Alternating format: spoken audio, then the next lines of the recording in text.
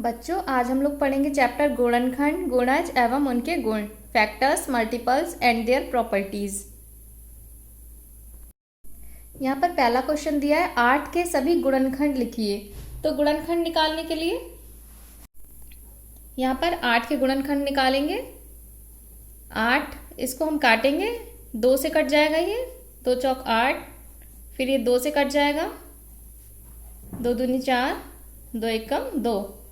तो जो हमारा ये बीच में आ रहा है यही हमारे गुणनखंड है। यहाँ पर 1, 2, 4, 8, ये वाले जो संख्याएं हैं यही हमारे गुणनखंड कहलाते हैं। गुणनखंड किसे कहते हैं?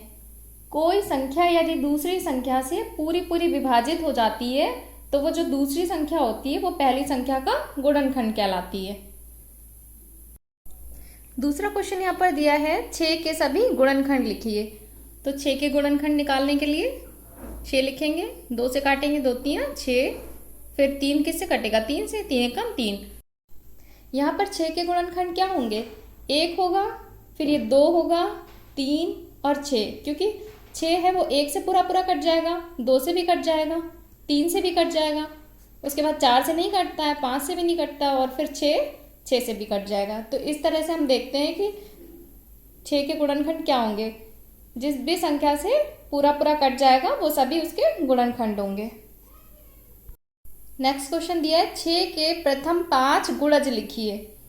तो प्रथम 5 गुणज जो है वो गुणज लिखने के लिए हमें 6 का पहाड़ा लिखना होगा। कितनी बार? प्रथम 5, यानी कि 5 बार।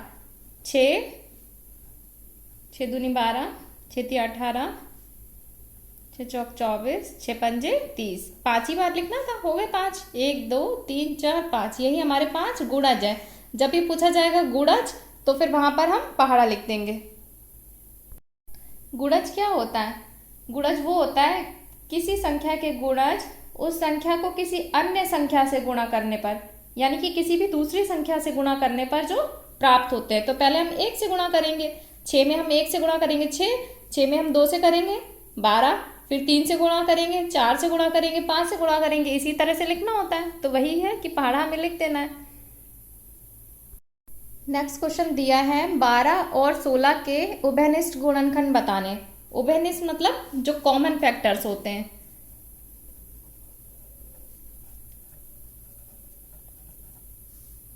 तो 12 के पहले गुणनखंड निकालेंगे।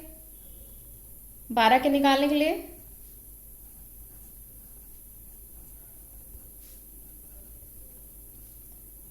1 2 भी है, उसके बाद 3, फिर इसकी गुणा 2 दूनी 4, 6 और 12, मतलब 12 जिस से भी कट जाता है वो सारी संख्याएं। उसके बाद 16 का निकालेंगे।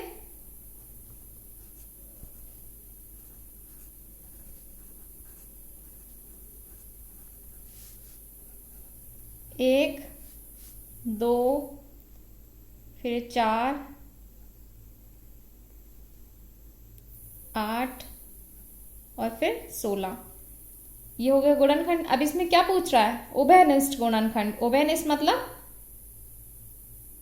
कॉमन जो होंगे, दोनों में आ रहे होंगे। 1 आ रहा है, 2 आ रहा है, उसके बाद ये 4 आ रहा है, ठीक है ना, और तो कुछ आ नहीं रहा है। उभयनिष्ठ गुणनखंड ही हो गया। अगर यहाँ पर अभाज्य गुणनखंड कहता तो क्या आता? तब भी हमारा यही आंसर आता, उसमें भी यही कॉमन वाला बताना होता है। सवाल में अगर उभयनिष्ठ गुणनखंड कहा जाए या फिर अभाज्य गुणनखंड कहा जाए तो हमें ऐसे ही सॉल्व करना है। दोनों के गुणनखंड निकालेंगे, उसके बाद जो दोनों में कॉमन आ रहा होगा वही लिखेंगे। 8 और 11 में उभयनिष्ठ गुणनखंड बताओ। तो 8 के गुणनखंड निकालेंगे।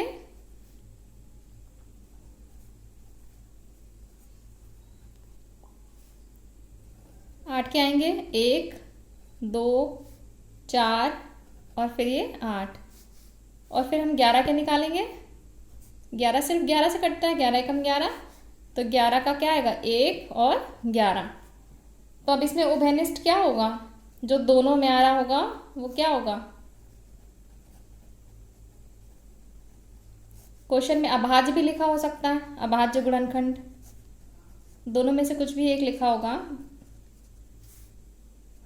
दोनों में सिर्फ कॉमन एक ही है, और तो कुछ कॉमन है नहीं, 2 इसमें नहीं है, 4 इसमें नहीं, 8 इसमें नहीं, 11 इसमें नहीं है, ठीक है, तो एक कॉमन है, तो ये हमारा आंसर होगा। जो ये कॉमन होता है वही चूज किया जाता है।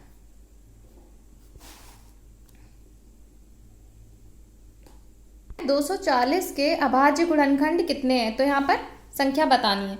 तो पहले 240 के गुणनखंड निकालेंगे।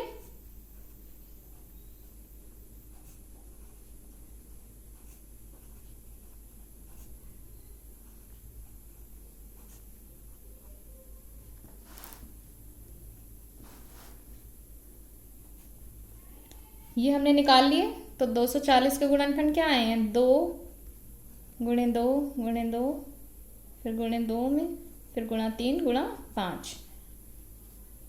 तो हमारे अभाज्य गुणनखंड कितने आए हैं यहाँ पर, 1 2 3 4 5 6, ठीक है ना। कुल कितने हैं, 6। यही पूछा गया था, 240 के अभाज्य गुणनखंड कितने हैं, तो इनको गिन करके लिख देना है। नेक्स्ट क्वेश्चन पूछ रहा है कि निम्न में से कौन सी संख्या 18 से विभाजित होगी। तो 18 का पहाड़ा आप सभी को आता ही है। 18 के पहाड़े में कौन सी संख्या आती है वो हम देख लेंगे। 18 से 162 पूरा पूरा कट जाएगा, तो यही हमारा ऑप्शन करेक्ट होगा। नेक्स्ट क्वेश्चन में पूछा गया है 6 के पहले 4 गुणजों का योग है। तो 6 के 4 गुणज पहले लिखेंगे।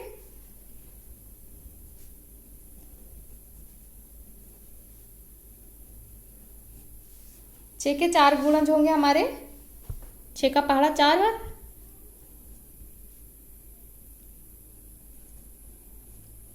फिर इसमें क्वेश्चन में क्या कहा है, योग, तो हमें यहाँ पर योग बताना है, इनको जोड़ लेंगे। तो जोड़ने पे हमें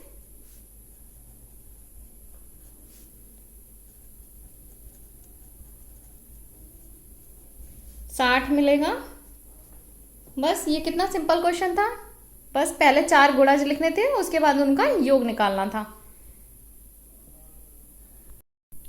नेक्स्ट क्वेश्चन है 6 के प्रथम 5 गुणजों के योग से आने वाली संख्या के दहाई और इकाई के स्थानों पर आए अंकों का अंतर है। तो ये भी बहुत सिंपल क्वेश्चन है। इसमें 6 के प्रथम 5 गुणज पहले लिखेंगे।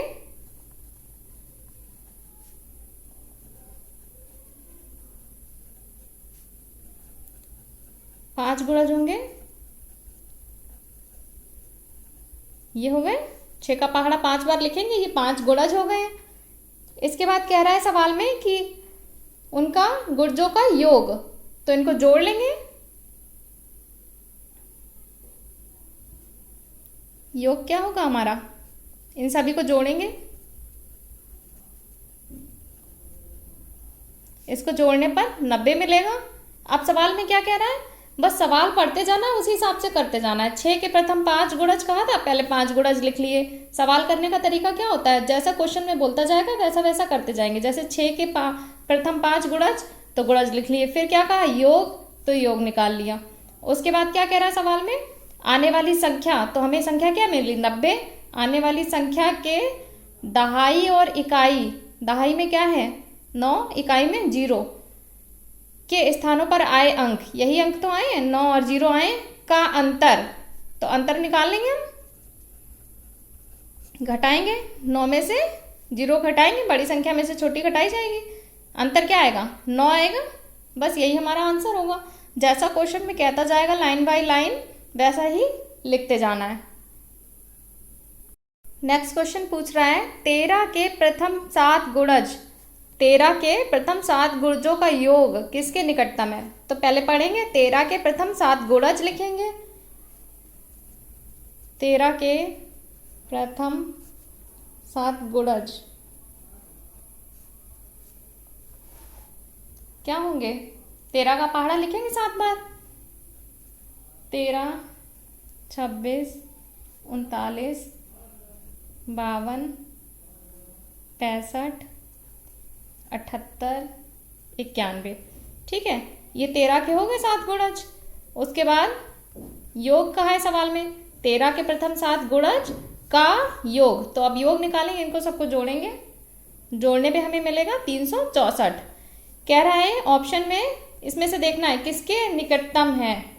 तो 364 जो है वो 360 के निकटतम है, या 365 के, या 370, या 375, किसके आसपास में है। निकटतम मतलब किसके पास है।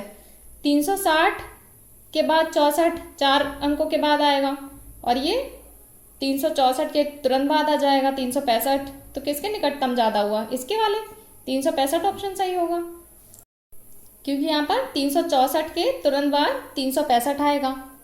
ठीक है, तो ये वाला आंसर सही होगा। नेक्स्ट क्वेश्चन है 30 के गुणक हैं। गुणक भी लिखा आ सकता है, गुणज भी लिखा आ सकता है। तो 30 के गुणनखंड निकालेंगे, 2 एकम 2, फिर 1 बचेगा, 2 पंजे 10।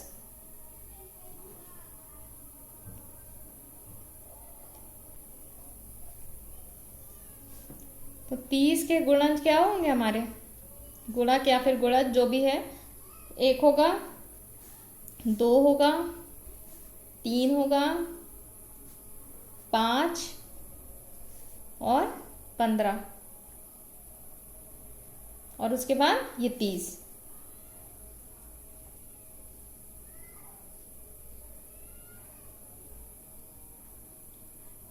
और कोई संख्या छूट रही है यहाँ पर, 2 3 6, 6 से भी तो पूरा पूरा कट जाएगा, तो यहाँ पर 6 भी होगा। आगे लिख देती हूँ मैं यहाँ पर, और इधर गुणा करके भी देख लेना, 2 की या फिर 3 की, ऐसे इस तरह से। 2 पंजे 10, 10 से भी पूरा पूरा कट जाएगा 30, 10 भी होगा। ठीक है ना, और इन तीनों की गुणा करके देख लेंगे, 2 3 6, 6 पंजे 30, 30 हम लिख ही चुके हैं। ठीक है, ये वाली संख्याएं सारी लेनी होती है, फिर यहाँ पर 2 की गुणा करके देख लेंगे, 3 की गुणा करके देख लेंगे, इस तरह से देख लेंगे जिससे भी पूरा कट रहा होगा। तो गुणज क्या होंगे, अब इन्हें एक सीक्वेंस में लिख लेंगे।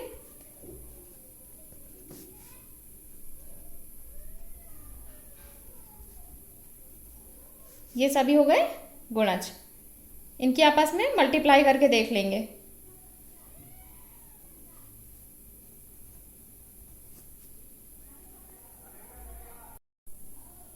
यहाँ पर प्रश्न है, एक संख्या जो 50 से कम है, कोई संख्या है जो 50 से कम है और 7 की गुणज है, यानी कि 7 के पहाड़े में आती है। ठीक है, 7 के पहाड़े में तो आती है लेकिन 50 से कम है, के कुल 3 गुणनखंड है। तो 50 से कम यहाँ पे कौन कौन सी संख्या दे रखी है, 3 दे रखी है, ये तीनों। ये ऑप्शन तो पहले ही गलत हो गया, 70 है।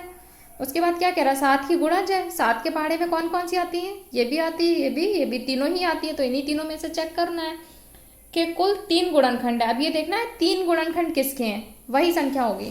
तो पहले 14 का गुणनखंड करेंगे, 2 सत्ते 14, 7 एकम 7। इसके गुणनखंड कितने हुए, 1 हो गया, 2 हो गया, 7 हो गया, 14 होगा। ठीक है, तो इसके 4 हो गए, यानी कि ये ऑप्शन नहीं होगा। उसके बाद बी ऑप्शन देखेंगे, 42, 2 दूनी 4, 2 एकम 2, 3 सत्ते 21, 7 एकम 7। इसके कितने गुणनखंड हुए, 1 2 3, और इसके बाद 7, और फिर 6, 6 भी तो होगा, 2 3 6। खंड भी यहाँ पर ज्यादा हो गए, 1 2 3 4 5। ठीक है, तो 49 के निकाल के देखते हैं, 7 सत्ते 49, 7 एकम 7। तो गुणनखंड हमारे क्या होंगे, 1 होगा, 7 होगा और 49 होगा। तो 3 गुणनखंड किसके आ रहे हैं, 1 2 3 49 के आ रहे हैं। तो यही हमारा ऑप्शन सही होगा। यही तो पूछा गया था सवाल में, एक संख्या जो 50 से कम है, 49 50 से कम भी है, 7 की गुणज भी है, और के कुल गुणनखंड 3 है। इसके गुणनखंड भी 3 ही आ रहे हैं, एक ये, दूसरा ये, तीसरा ये। तो ये वाला ऑप्शन करेक्ट होगा। यहाँ क्वेश्चन है 8 और 15 के सार्वनिष्ठ गुणनखंड है। सार्वनिष्ठ गुणनखंड लिखा है क्वेश्चन में, या उभयनिष्ठ गुणनखंड आए, या फिर अभाज्य गुणनखंड आए, तो फिर हमें गुणनखंड का कॉमन वाला बताना होता है। जैसे 8 का है, 8 का निकालेंगे, 2 चौक 8, 2 दूनी 4, 2 एकम 2। 8 के गुणनखंड क्या आएंगे? 1, 2, 4 और 8, यही तो आएंगे। 1, 2, 4, 8। इन दोनों की गुणा करके देखेंगे, 2 दूनी 4 ही आता है, वो हमने लिख लिया है। फिर इन तीनों की गुणा करेंगे, 2 दूनी 4, 4 दूनी 8, वो भी लिख लिया है। उसके बाद 15, 15 3 से कटेगा, 3 पंचे 15, 5 एकम 5। इसके गुणनखंड क्या आएंगे? 1, और फिर ये 3 भी लिया जाएगा, 5 और ये 15। इन दोनों की अगर गुणा करेंगे, 3 पंजे 15, तो 15 लिख चुके हैं। यहाँ पर 2 भी लिया जाता है, 1, उसके बाद 2 और फिर 4 और 8। ठीक है, इस तरह से निकालेंगे। अब इसमें देखिए कौन सा कॉमन आ रहा है। दोनों में क्या कॉमन है? 1 है, ठीक है, उसके अलावा तो कुछ है नहीं, तो सार्वनिष्ठ गुणनखंड क्या होगा हमारा? 1।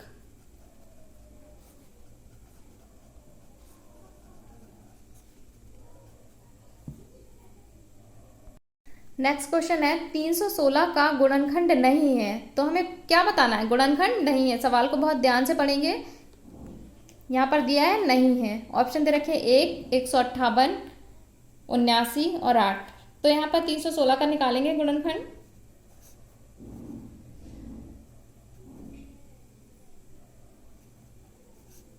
तो 158 तो है हमारा, और 1 तो होता ही है।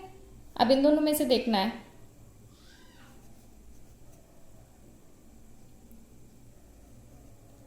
यानी कि ये भी है। यहाँ पर फिर आगे सॉल्व करने की कोई ज़रूरत है नहीं, 1 तो गुणनखंड होता ही है सभी का। उसके बाद 158 भी हमें मिल गया है और 79 भी हमें मिल गया है। तो यहाँ पर 8 जो है वो करेक्ट आंसर होगा। 8 होगा। 8 से काट के देखेंगे तो 8 से 316 पूरा पूरा नहीं कटेगा, यानी कि 8 जो है वो 316 का गुणनखंड नहीं है। नेक्स्ट क्वेश्चन है 30 के सभी गुणनखंड कितने हैं? तो 30 के हम लोग गुणनखंड निकाल चुके हैं अभी पिछले क्वेश्चंस में। ये देखिए 30 के गुणनखंड हमने निकाले थे, 1, 2, 3, 5, 6, 10, 15 और 30। टोटल हमें बताना है कुल कितने हैं, तो इन्हें गिन लें। 1, 2, 3, 4, 5, 6, 7, 8। टोटल कितने हैं गुणनखंड? 30 के गुणनखंड होंगे 8।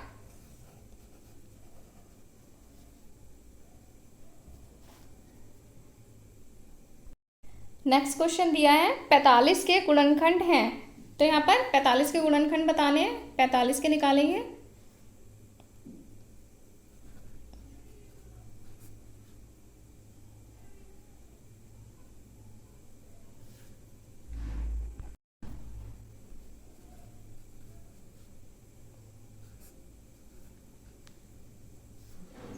गुणनखंड आएंगे हमारे यहाँ पर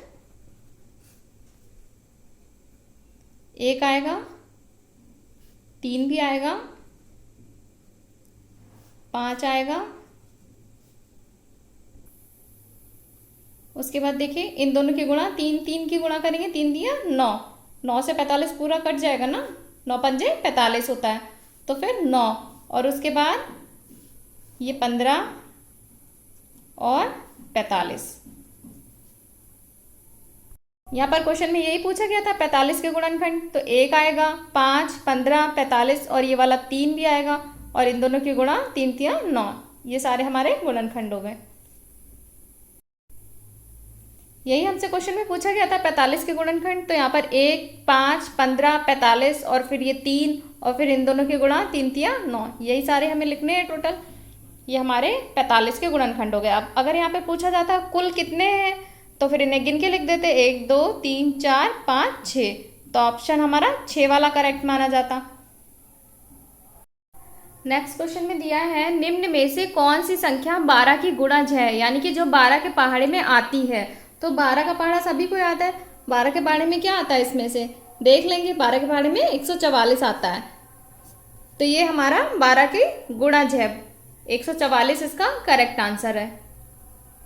और कोई भी संख्या 12 से नहीं कटेगी, तो वो 12 की गुणज नहीं होगी।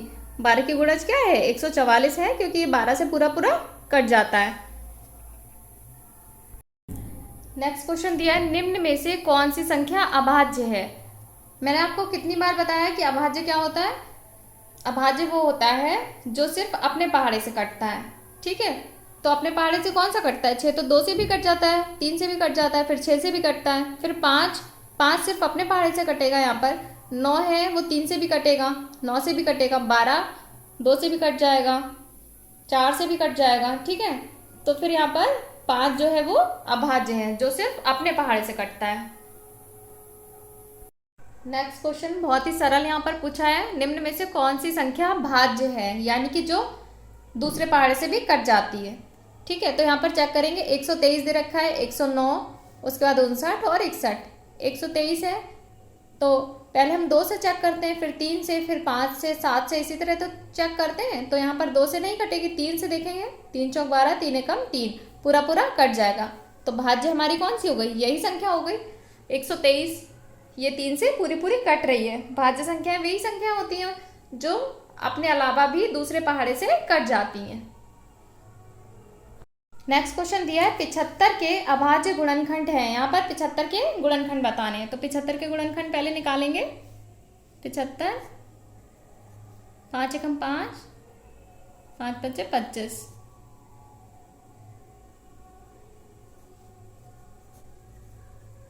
ये आएंगे, यानी कि 1, फिर 3 और ये 5 भी लिया जाएगा, उसके बाद 15 और ये 25, 5 की गुणा 5 से करके भी तो लेना होता है, 25, फिर 75।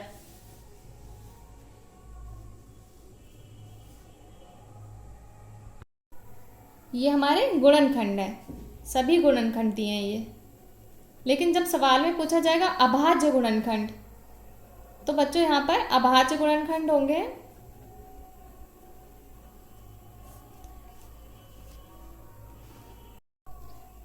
अभाज्य गुणनखंड यहाँ पर होंगे 3 गुणा 5 और ये गुणा 5। अभाज्य गुणनखंड जब पूछा जाएगा तो हमें इधर की ये वाली संख्याएं लिखनी होंगी। ये हमारा अभाज्य गुणनखंड है। यहाँ पर बच्चों 12 क्वेश्चन में एक करेक्शन करना है। 12 क्वेश्चन जो था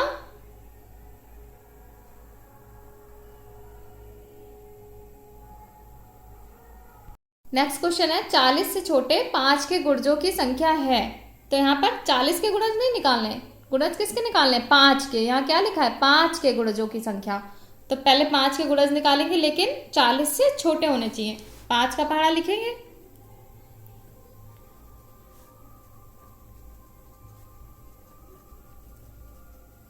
चालीस नहीं लिखेंगे क्योंकि 40 से छोटे बोला है ना क्वेश्चन में। तो ये होगा हमारे 5 के गुणज 40 से छोटे।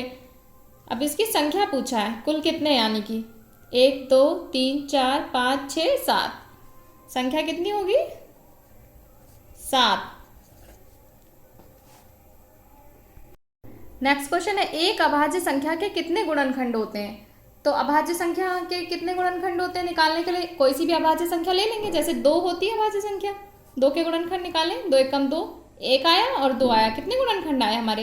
एक ये और एक ये, 2 आए ना। ऐसी कोई और दूसरी लेके देख लें, 11 ले लिया तो 11 किससे कटेगा? 11 से। 11 एकम 11, यानी यहाँ पर 1 होगा और 11 होगा।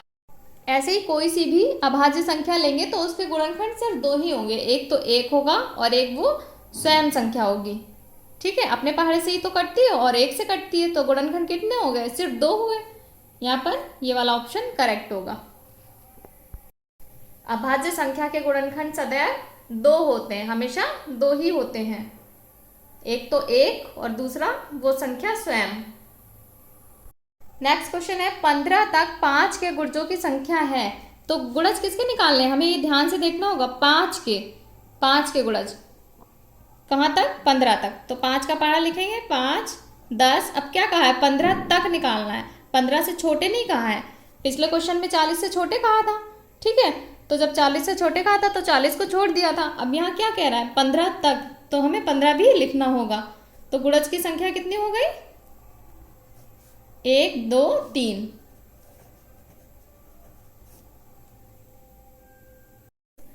नेक्स्ट क्वेश्चन है वह छोटी से छोटी संख्या लिखिए जिसके गुणनखंड 4 और 5 हैं। तो ऐसे क्वेश्चन में सिंपली बस 4 और 5 की गुणा कर देंगे, 4 पंजे 20, 20 इसका ऑप्शन होगा।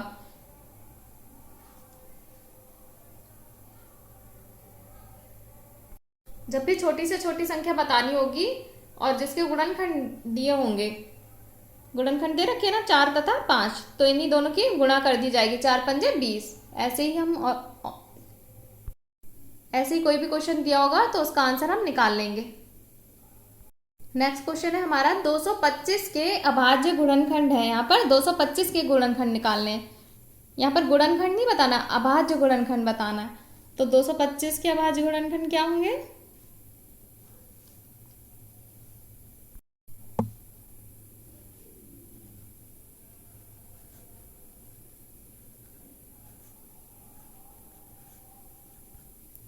तो अभाज्य गुणनखंड होंगे हमारे,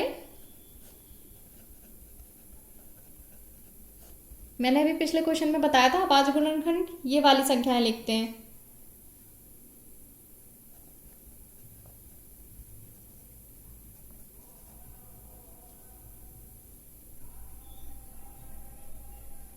ये हमारा आंसर होगा। जब भी अभाज्य गुणनखंड पूछा जाएगा तो यहाँ पर ये जिससे हम काटते हैं वही सिर्फ संख्याएं लिखी जाती हैं, उसमें गुणा कर करके नहीं देखना है, ना ही ये वाली संख्याएं देखनी है। ठीक है, सिर्फ ये इधर जो संख्याएं दे रखी हैं ये वाली संख्याएं, यही हमारा अभाज्य गुणनखंड है।